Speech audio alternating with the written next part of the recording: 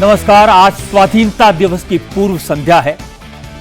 पूरा देश आजादी के जश्न की तैयारी कर रहा है, लेकिन इस मौके पर जम्मू कश्मीर से एक बहुत बुरी खबर आई है। जम्मू कश्मीर के किश्तवाड़ में भयानक हादसा हुआ है।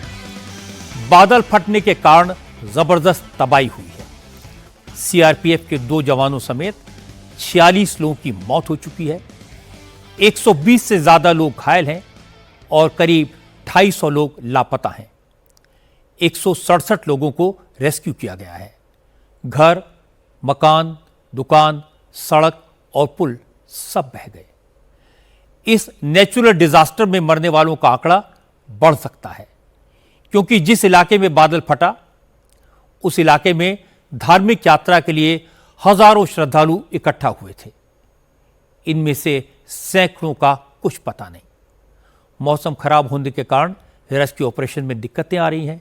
हेलीकॉप्टर उड़ नहीं सकते, रास्ते बह गए हैं, बंद हैं, इसलिए एम्बुलेंस के जरिए घायलों को हॉस्पिटल तक पहुंचाना भी बहुत मुश्किल हो रहा है।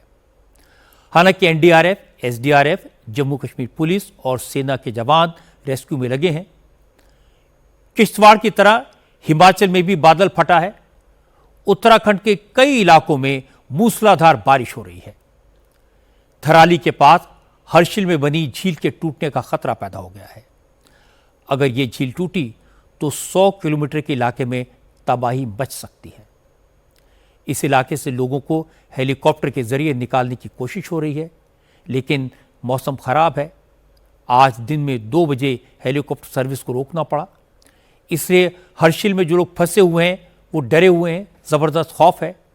अब सवाल है कि जम्मू कश्मीर, हिमाचल और उत्तराखंड जैसे पहाड़ी राज्यों में अचानक बादल फटने की घटनाएं क्यों बढ़ गई? बार बार लैंडस्लाइड क्यों हो रहे हैं? इसको लेकर फारूक अब्दुल्ला ने सरकार से क्या मांग की है? इस सब की चर्चा करेंगे आज की बात में, लेकिन शुरुआत करते हैं किश्तवाड़ के हालात से। जम्मू कश्मीर में किश्तवाड़ से करीब 90 किलोमीटर दूर चशौटी गांव में आज सुबह करीब 11 बजे क्लाउड बस्ट हुआ, बादल फटा। आसमान से अचानक पानी का सैलाब गिरा। पहाड़ों से पानी के साथ बड़ी तादाद में मिट्टी, पत्थर और बड़ी बड़ी चट्टानें आई और रास्ते में जो कुछ आया सबको बहा कर ले गई। बाढ़ के हालात बिहार में भी हैं, लेकिन इस वक्त बिहार में बाढ़ के बजाय वोटर लिस्ट के रिवीजन की बात ज्यादा हो रही है। आज वोटर लिस्ट को रिवाइज करने के मामले में सुप्रीम कोर्ट ने चुनाव आयोग को 2 अहम निर्देश दिए। जस्टिस सूर्यकांत और जस्टिस जॉय माल्या बागची की बेंच ने चुनाव आयोग से कहा है कि वो उन 65 लाख लोगों के नामों की लिस्ट मंगलवार तक सार्वजनिक करे जिनके नाम वोटर लिस्ट से काटे गए हैं।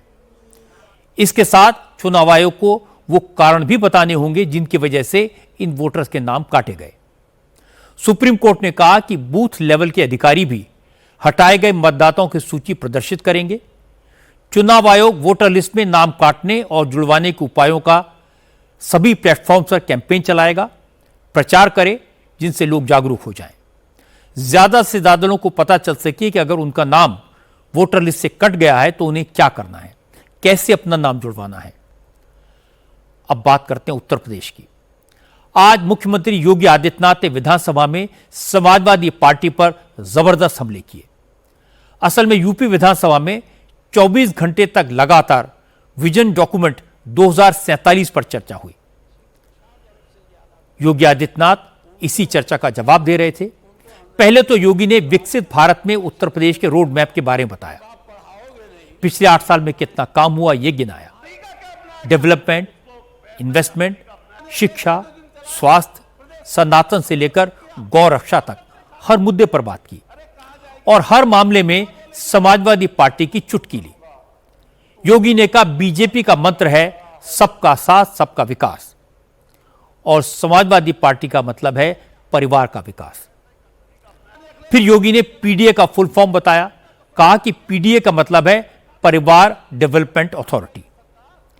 इसीलिए समाजवादी पार्टी के नेता कुएं के मेंढक हैं, उन्हें परिवार के अलावा कुछ दिखता ही नहीं है। इसीलिए समाजवादी पार्टी के नेताओं को उनकी सरकार के विजन में भी खोट नजर आता है। लेकिन आज अखिलेश यादव के लिए सबसे ज्यादा एम्बैरेसमेंट उन्हीं की पार्टी की विधायक पूजा पाल के बयान से हुआ। चर्चा के दौरान पूजा पाल ने योगी आदित्यनाथ की जमकर तारीफ की। पूजा पाल कौशाम्बी की चायल सीट से समाजवादी पार्टी के विधायक हैं। माफिया अतीक अहमद और उसके भाई अशरफ ने पूजा पाल के पति राजू पाल की हत्या की थी। आज पूजा ने कहा कि कानून व्यवस्था में योगी सरकार की जीरो टॉलरेंस की नीति का नतीजा है कि उन्हें इंसाफ मिला। अतीक जैसे अपराधी मिट्टी में मिल गए। प्रयागराज में अतीक का शिकार उनके जैसी सैकड़ों महिलाओं को अतीक के आतंक से मुक्ति मिली। पूजा पाल ने कहा कि अतीक के खिलाफ लड़ाई में किसी ने उनकी मदद नहीं की, लेकिन योगी ने जो कहा वो किया। इसीलिए लोगों का भरोसा योगी आदित्यनाथ पर है। सुप्रीम कोर्ट ने कहा कि जम्मू कश्मीर को पूर्ण राज्य का दर्जा बहाल करने की मांग करने वालों को ग्राउंड रियलिटीज की तरफ भी देखना चाहिए। Chief justice of India B R. Gavai और जस्टिस के विनोद चंद्रन की बेंच ने कहा, कुछ महीने पहले ही पहलगाम की घटना हुई है। क्या ऐसे चुनौतीपूर्ण माहौल में पूर्ण राज्य का दर्जा बहाल करना ठीक होगा? असल में जम्मू कश्मीर के स्कूल टीचर जहूर अहमद भट्ट और खुर्शीद मलिक समेत कई लोगों ने सुप्रीम कोर्ट में जम्मू कश्मीर का स्टेटस बहाल करने की पिटीशन दायर की है। इसी याचिका पर सुनवाई के दौरान पिटीशन ने कहा कि 2023 में सुप्रीम कोर्ट ने आदेश दिया था कि केंद्र सरकार जम्मू कश्मीर चुनाव कराए और जल्दी से जल्दी पूर्ण राज्य का दर्जा बहाल करे। पिटीशन ने कहा कि जम्मू कश्मीर में चुनाव 9 महीने पहले हो चुके हैं। उन्होंने कहा कि जम्मू कश्मीर में चुनाव हुए 9 महीने बीत गए, लेकिन स्टेटहुड अभी तक रिस्टोर नहीं की गई। आज दिल्ली और आसपास के इलाकों में सुबह से बारिश हो रही है। मौसम सुहाना है, पॉल्यूशन कंट्रोल में है, लेकिन लगातार बारिश होने की वजह से एक दुखद हादसा भी हुआ। कालकाजी इलाके में बारिश के कारण एक पुराना पेड़ गिरा और उसके नीचे दबकर एक शख्स की मौत हो गई।